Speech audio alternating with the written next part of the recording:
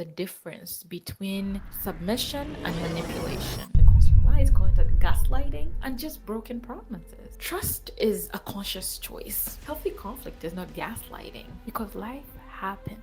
I don't think I want him. But no, some people don't want to do that. I need to take care of myself. Then why am I wasting my time here? You understand what hurts. Is this what a relationship is supposed to feel like?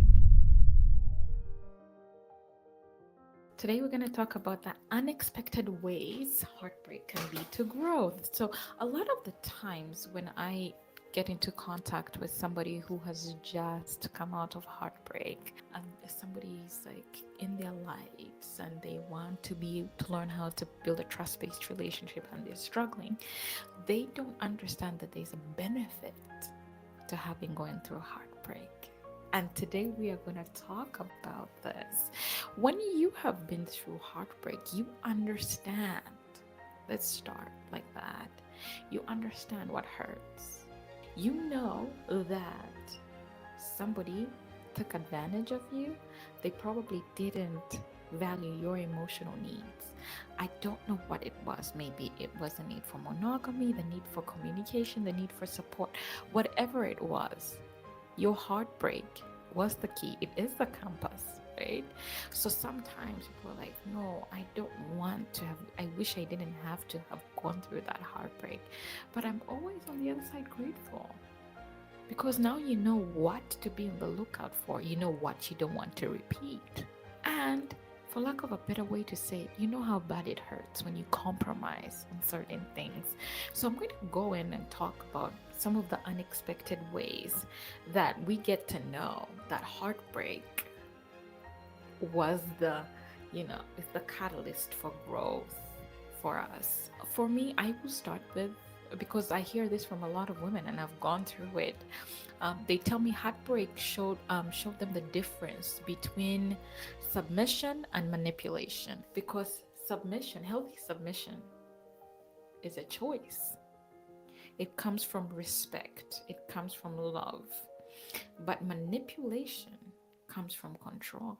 When you have boundaries or you express your boundaries in a relationship and somebody respects them, you on the other side respect the other person because it's a give and take. One of the biggest ways that I've grown from experiencing heartbreak is learning the difference between a fixed mindset and a growth mindset. Because see, a fixed mindset is the mindset that wants to keep in the toxic habits. It's the mindset that will choose to keep the behaviors that don't support a healthy relationship, the coping mechanisms that are not working, that are toxic, over the change that could help keep the healthy relationship. And of course, if he wanted to, he would, which is true. But let's talk about that choice. What made it so easy for somebody's boundaries not to matter, right? The way heartbreak led to growth for me is it taught me that healthy submission comes with limits. It comes with boundaries. It comes with also me acknowledging my feelings, right? And setting the boundaries. Sometimes we come out of relationship with some wounds and some scars. We want to keep harsh lessons because we're still stuck in that area of our life where we're in self-blame, where we secretly hate the version of us that let that happen to us. But it happened because we didn't know any better. The version of you in that relationship is not the same version today. You have different skills, different knowledge sets. You know better. You know what not to compromise on. But the fact that on the inside, we don't have the power to forgive that version of us, it kind of led me to like that place where I'm like, okay, the self-blame is keeping me in victim mentality. It's keeping me in a fixed mindset. And I don't want to keep this victim mentality forever. I don't want to be a victim. I don't want to be stuck in toxic relationships. Once a victim, always a victim, right? So then it led me to believe that, okay, submission, healthy submission is from love and respect. It is not from manipulation. It is not from lies. And when I lost my respect for my previous partner, it was because of the constant manipulation, the constant lies, constant gaslighting, and just broken promises. And I realized, hey, if respect is more important than love for men, I need to find somebody who actually respects my boundaries so that in turn I can give him that respect willingly, and then I can be in a healthy relationship. And we'll talk about that later. Let's talk about trust and support, right? Another thing that heartbreak taught me about growth is trust is a conscious choice. It's a conscious choice that we make when we feel safe and when there's predictability on both ends. Sometimes I used to wonder, oh my God, why don't I trust this guy? Is it just me? Am I broken? Then I realized, hey, there's no predictability. The words and the actions are not matching. So you see what heartbreak taught me and how I grew from that is not to compromise on actions. Because guess what? Men can talk a good game, but when it comes to doing shit, that's the difference between a man and a boy. Getting shit done. And trust is not something I play with anymore. Because I want to be able to be vulnerable with somebody, to have that emotional connection, the deeper connection. And I couldn't do that without trust. If I was always on my toes, wondering, oh, if I freely express what my needs are, he's going to manipulate me and gaslight me and make me feel like my goals are insufficient and my needs don't matter.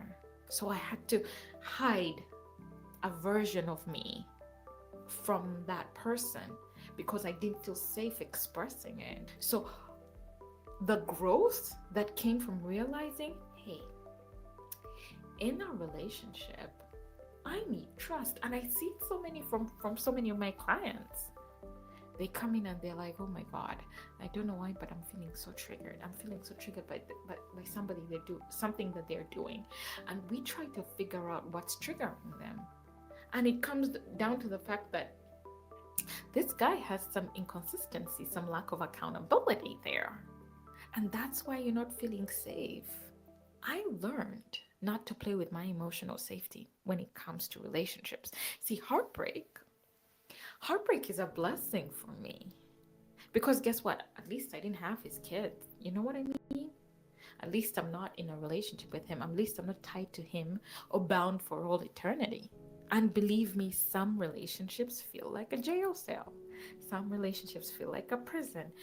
Just because you love someone does not give them the right to abuse you. It does not give them the right to treat you like shit. It does not give them that right. And actually understanding that people have different understandings of love. It kind of woke me up to, oh my God, I need to be in a place of trust, in a place of safety with my partner. And this comes from actually being on the same direction. We want the same things out of a relationship. That's what we're doing. That's what we're leaning into going forward, right? So we're almost at the halfway mark. If you're loving this, please subscribe. If you're not, I'm a big believer in choice. You're probably looking at this because somebody manipulated you, somebody broke your heart. I don't want to do that. I want to establish a connection with you based on the value that I'm giving. And if this is not the channel for you, I want you to be able to make that choice. Somebody didn't extend those choices to you. I'm not going to be that person that takes those choices from you. So if this is valuable to you, please subscribe. If it's not, we will love you on the way out. Sweetie, go find somebody. Go find somebody that actually connects with you. Let me give you another example of how I grew from my heartbreak. I learned what healthy conflict is. Wait, what? Yes. Child. Healthy conflict is not gaslighting. It's not avoidance. It's not guilt tripping. It's not isolation. It's not emotional blackmail. Healthy conflict is, hey, wait, there's a problem. How do we fix it? How do we get over it together? How do we stand against the problem together? So sometimes relationships can get really petty. And sometimes it's a tactic right? Somebody can use to control you. Because if I'm manipulating, and if I'm gaslighting, and if I'm guilt tripping, she will always have to take the blame. And I don't have to take accountability for anything because I don't have to change. I need healthy communication. I know what healthy communication is. I need to learn how to fall in love with healthy communication. That was me because I was super excited to learn that there's something like that. I don't have to feel unsafe in the presence of somebody I love. Because if they really wanted, if they really wanted the same thing, the same love that I wanted, they would do the things to get that love.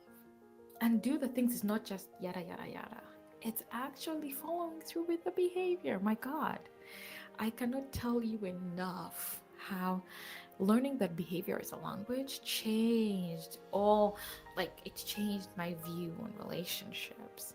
Because the only way you get manipulated is if your values are not strong or you don't know what you want. And I realized I didn't know what I want. It took me getting heartbroken to realize that, hey, that is not good communication. That's not something that I want. The isolation, the gaslighting, the manipulative behavior just to get out of taking accountability is not something I want. And sometimes it takes getting to that point of heartbreak where somebody actually emotionally rips you apart to let logic take the driving seat. So, yes, they are benefits to being heartbroken because now I know nobody's gonna come into my life and tell me, oh my God, I was driving and what was the other idiot story? Oh yeah, so we were driving with this guy that I used to know on a fire truck. He was the one driving. I was in the co-driver's seat. A fire truck was coming, and in Canada, you move, you give them right of way, right? So they go do their job. So he didn't see the fire truck, but when the fire truck came and was honking for him to get out of the way, he said, "How could you not have seen the fire truck?" And I'm like, well, I wasn't the one driving, so I wasn't paying attention to the road like you were supposed to be doing. But I didn't say it out loud, but I was in shock at the kind of blame shifting that was happening in that situation. It was just all so that he didn't have to take responsibility for not seeing the fire truck. When people come into our lives, they come with their emotional wounds. And some people have not dealt with these emotional wounds. So then it's easier to blame everything on the other person in the relationship than to actually take accountability and change. So yeah, I had to learn that there is a difference between healthy communication and gaslighting and guilt tripping and all that shit.